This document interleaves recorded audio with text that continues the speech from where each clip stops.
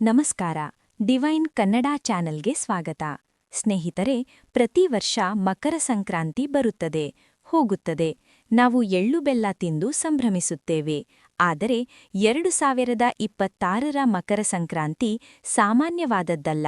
ಜ್ಯೋತಿಷ್ಯಶಾಸ್ತ್ರದ ಇತಿಹಾಸದಲ್ಲೇ ಅಪರೂಪದ ಘಟನೆಯೊಂದು ಈ ಜನವರಿ 14ರ ನಂತರ ನಡೆಯಲಿದೆ. ಇದನ್ನು ನಾವು ಕೇವಲ ಸಂಕ್ರಮಣ ಎನ್ನಲು ಸಾಧ್ಯವಿಲ್ಲ. ಇದು ಗ್ರಹಗಳ ಲೋಕದಲ್ಲಿ ನಡೆಯುತ್ತಿರುವ ಒಂದು ಮಹಾಯುದ್ಧ ಮತ್ತು ಮಹಾಮಿಲನ. ಯಾಕೆಂದರೆ ಮಕರ ರಾಶಿಯಲ್ಲಿ ಕೇವಲ ಸೂರ್ಯದೇವ ಮಾತ್ರವಲ್ಲ, ಅವನ ಹಿಂದೆ ಸಾಲು ಸಾಲಾಗಿ ದೊಡ್ಡ ದೊಡ್ಡ ಗ್ರಹಗಳು ಬಂದು ಸೇರುತ್ತಿವೆ.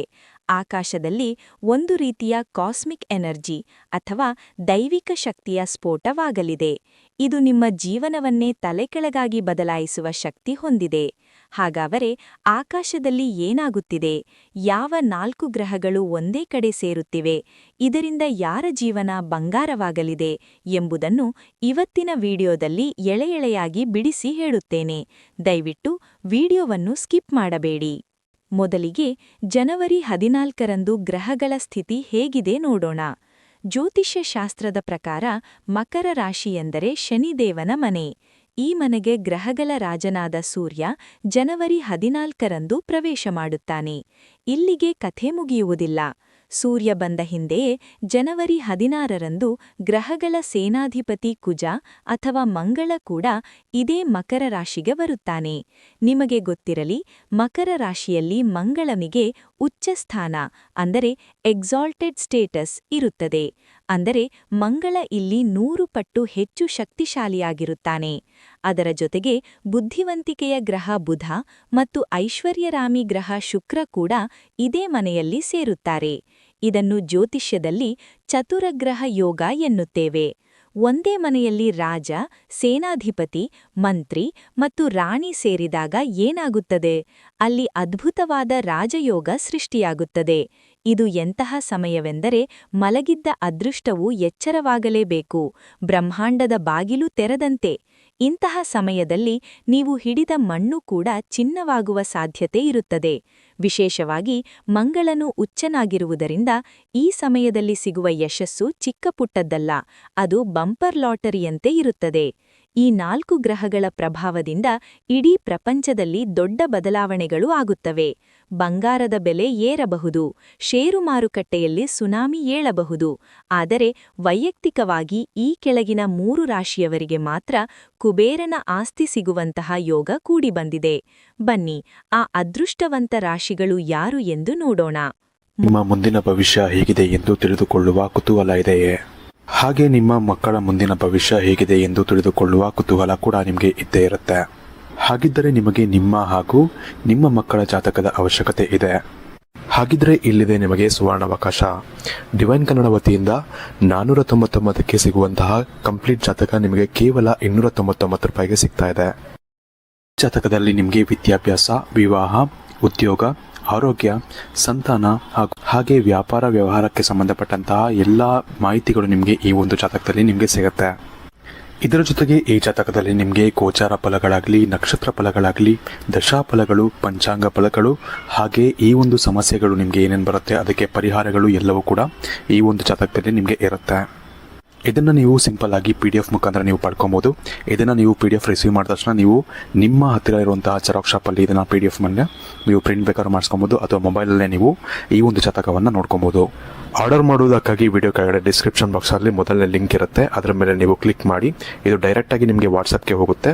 ಅಲ್ಲಿ ನೀವು ಹೋಗಿ ನಿಮ್ಮ ಹೆಸರು, ನಿಮ್ಮ ಜನ್ಮ ದಿನಾಂಕ, ಹುಟ್ಟಿದ ಸಮಯ, ಹುಟ್ಟಿದ ಊರಿನ ಜಿಲ್ಲೆಯನ್ನು ವಾಟ್ಸಪ್ ಮುಖಾಂತರ ನಮಗೆ ಸೆಂಡ್ ಮಾಡಿ.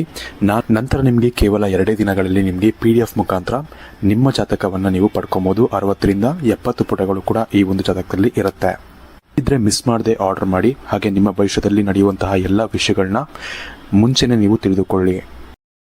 ಮೊದಲನೆಯದಾಗಿ, ಈ ಗ್ರಹಗಳ ಆಟದಲ್ಲಿ ಅತಿ ಹೆಚ್ಚು ಲಾಭ ಪಡೆಯುವ ರಾಶಿ ಮೇಷರಾಶಿ. ಮೇಷರಾಶಿಯವರೇ ನಿಮ್ಮ ರಾಶಿಯ ಅಧಿಪತಿ ಮಂಗಳ. ಅವನೀಗ ಮಕರ ರಾಶಿಯಲ್ಲಿ ಉಚ್ಚನಾಗಿದ್ದಾನೆ. ಜೊತೆಗೆ ಸೂರ್ಯನೂ ಅಲ್ಲಿಯೇ ಇದ್ದಾನೆ. ನಿಮ್ಮ ರಾಶಿಯಿಂದ 10ನೇ ಮನೆ ಅಂದರೆ ಕರ್ಮಸ್ಥಾನದಲ್ಲಿ ಈ ಅದ್ಭುತ ಯೋಗ ನಡೆಯುತ್ತಿದೆ. ಇದನ್ನು ನಾನು ಸಿಂಹಾಸನ ಯೋಗ ಎಂದು ಕರೆಯುತ್ತೇನೆ. ಯಾಕೆ ಗೊತ್ತಾ? ಉದ್ಯೋಗದಲ್ಲಿ ಪವರ್. ನೀವು ಆಫೀಸ್ನಲ್ಲಿ ಇಲ್ಲಿಯವರೆಗೂ ಮೂಲೆಯಲ್ಲಿ ಕೂತಿರಬಹುದು, ಆದರೆ ಸಂಕ್ರಾಂತಿಯ ನಂತರ ನಿಮ್ಮ ಮಾತೇ ಅಲ್ಲಿ ವೇದವಾಕ್ಯವಾಗುತ್ತದೆ. ಬಾಸ್ ನಿಮ್ಮನ್ನು ಹುಡುಕಿಕೊಂಡು ಬಂದು ಜವಾಬ್ದಾರಿ ಕೊಡುತ್ತಾರೆ. ಪ್ರಮೋಷನ್ ಲಿಸ್ಟ್ನಲ್ಲಿ ನಿಮ್ಮ ಹೆಸರೇ ಮೊದಲಿಗಿರುತ್ತದೆ. ಸರ್ಕಾರಿ ಕೆಲಸ. ಸರ್ಕಾರಿ ಕೆಲಸಕ್ಕಾಗಿ ಬರೆಯುವ ಪರೀಕ್ಷೆಗಳಲ್ಲಿ ಅಥವಾ ಇಂಟರ್ವ್ಯೂಗಳಲ್ಲಿ ನಿಮಗೆ ದೈವಬಲ ಸಿಗಲಿದೆ.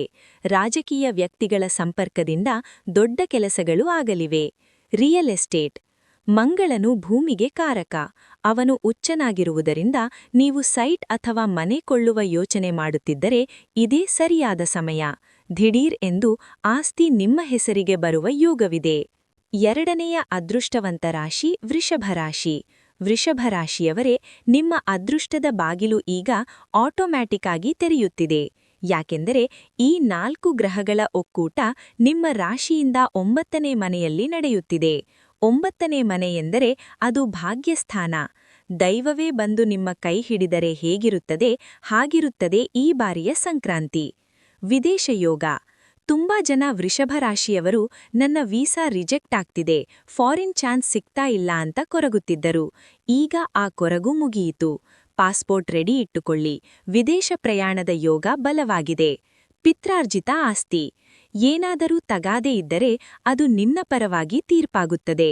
ತಂದೆಯ ಕಡೆಯಿಂದ ದೊಡ್ಡ ಮೊತ್ತದ ಹಣ ಕೈ ಸೇರಬಹುದು. ದೈವದರ್ಶನ. ನಿಮಗೆ ಗೊತ್ತಿಲ್ಲದಂತೆಯೇ ನೀವು ಪ್ರಸಿದ್ಧ ದೇವಸ್ಥಾನಗಳಿಗೆ ಭೇಟಿ ನೀಡುತ್ತೀರಿ. ಕುಲದೇವರ ಅನುಗ್ರಹ ನಿಮ್ಮ ಮೇಲಿರುತ್ತದೆ. ನೀವು ಮಣ್ಣು ಮುಟ್ಟಿದರೂ ಅದು ಚಿನ್ನವಾಗುವ ಸಮಯ ಇದು. ರಿಸ್ಕ್ ತೆಗೆದುಕೊಳ್ಳಲು ಹಿಂಜಾರಬೇಡಿ. ಮೂರನೆಯ ರಾಶಿ ಮತ್ತು ನನ್ನ ಪ್ರಕಾರ ಅತಿ ಹೆಚ್ಚು ನೆಮ್ಮದಿ ಪಡೆಯುವ ರಾಶಿ ಸಿಂಹರಾಶಿ. ಸಿಂಹರಾಶಿಯವರೇ, ನಿಮ್ಮ ರಾಶ್ಯಾಧಿಪತಿ ಸೂರ್ಯನು ಮಂಗಳನ ಜೊತೆ ಸೇರಿ 6ನೇ ಮನೆಯಲ್ಲಿ ಕುಳಿತಿದ್ದಾನೆ. 6ನೇ ಮನೆ ಶತ್ರು ಮತ್ತು ಸಾಲದ ಮನೆ. ಯಾವಾಗ ಸೂರ್ಯ ಮತ್ತು ಮಂಗಳ ಅಂದರೆ ಅಗ್ನಿತತ್ವದ ಗ್ರಹಗಳು ಇಲ್ಲಿಗೆ ಬರುತ್ತಾರೋ ನಿಮ್ಮ ಶತ್ರುಗಳು ಭಸ್ಮವಾಗುತ್ತಾರೆ. ಶತ್ರುನಾಶ. ನಿಮ್ಮ ಆಫೀಸ್ನಲ್ಲಿ ಅಥವಾ ಸಂಬಂಧಿಕರಲ್ಲಿ ನಿಮ್ಮ ಏಳಿಗೆಯನ್ನು ಸಹಿಸದವರು ಇರುತ್ತಾರಲ್ಲವೇ, ಅವರು ತಾವಾಗಿಯೇ ಬಂದು ನಿಮ್ಮ ಕಾಲಿಗೆ ಬೀಳುವ ಪರಿಸ್ಥಿತಿ ಬರುತ್ತದೆ. ನಿಮ್ಮ ವಿರುದ್ಧ ಮಾತನಾಡುವವರ ಬಾಯಿ ಬಂದಾಗುತ್ತದೆ.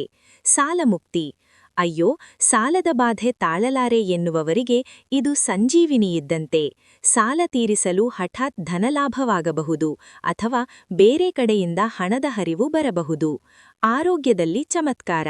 ದೀರ್ಘಕಾಲದಿಂದ ಕಾಡುತ್ತಿದ್ದ ರೋಗಗಳು, ಔಷಧಿಗೆ ಬಗ್ಗದ ಕಾಯಿಲೆಗಳು ಈಗ ಗುಣಮುಖವಾಗುತ್ತವೆ. ನಿಮ್ಮ ದೇಹದಲ್ಲಿ ಕುದುರೆಯಂತಹ ಶಕ್ತಿ ಮತ್ತು ಉತ್ಸಾಹ ತುಂಬಿರುತ್ತದೆ. ನೋಡಿದ್ರಲ್ಲ ಸ್ನೇಹಿತರೆ, ಈ ಮೇಷ, ವೃಷಭ ಮತ್ತು ಸಿಂಹ ರಾಶಿಯವರಿಗೆ ಜನವರಿ 14ರ ನಂತರದ ದಿನಗಳು ಸಾಮಾನ್ಯ ದಿನಗಳಲ್ಲ, ಇವು ರಾಜವೈಭವದ ದಿನಗಳು. ಗ್ರಹಗಳೇ ಹೀಗೆ ಒಂದಾಗಿ ಬಂದಾಗ ನಾವು ಸುಮ್ಮನೆ ಕೂಡಬಾರದು, ಪ್ರಯತ್ನ ಪಡಬೇಕು. ಅದೃಷ್ಟ ಬಾಗಿಲು ಬಡಿದಾಗ ತೆರೆಯದಿದ್ದರೆ ಅದು ನಮ್ಮ ತಪ್ಪು. ಹಾಗಾಗಿ ಹೊಸ ಬಿಸ್ನೆಸ್, ಹೊಸ ಹೂಡಿಕೆ ಅಥವಾ ಹೊಸ ಕೆಲಸಕ್ಕೆ ಕೈಹಾಕಲು ಇದೇ ಸುಸಮಯ. ಈ 3 ರಾಶಿಯವರು ಮಾತ್ರವಲ್ಲದೆ ಉಳಿದ ರಾಶಿಯವರು ಕೂಡ ಈ ಸಂಕ್ರಾಂತಿಯಂದು ಸೂರ್ಯದೇವರಿಗೆ ಅರ್ಘ್ಯ ಕೊಟ್ಟು ಆದಿತ್ಯ ಹೃದಯ ಸ್ತೋತ್ರ ಪಾರಾಯಣ ಮಾಡಿದರೆ ನಿಮಗೂ ಕೂಡ ಈ ಗ್ರಹಗಳ ಕೆಟ್ಟ ಪ್ರಭಾವ ತಟ್ಟುವುದಿಲ್ಲ. ಈ ವಿಡಿಯೋದಲ್ಲಿ ಹೇಳಿರುವ ವಿಷಯಗಳು ಗ್ರಹಗಳ ಗೋಚಾರದ ಆಧಾರದ ಮೇಲೆ ಹೇಳಲಾಗಿದೆ. ನಂಬಿಕೆಯಿದ್ದವರು ಪಾಲಿಸಿ, ಶ್ರದ್ಧೆಯಿಂದ ದೇವರನ್ನು ಪ್ರಾರ್ಥಿಸಿ, ಖಂಡಿತ ಒಳ್ಳೆಯದಾಗುತ್ತದೆ. ಈ ಮಾಹಿತಿ ನಿಮಗೆ ರೋಮಾಂಚನ ನೀಡಿದ್ದರೆ ದಯವಿಟ್ಟು ಲೈಕ್ ಮಾಡಿ. ನಿಮ್ಮ ರಾಶಿ ಯಾವುದು ಎಂದು ಕಮೆಂಟ್ ಮಾಡಿ.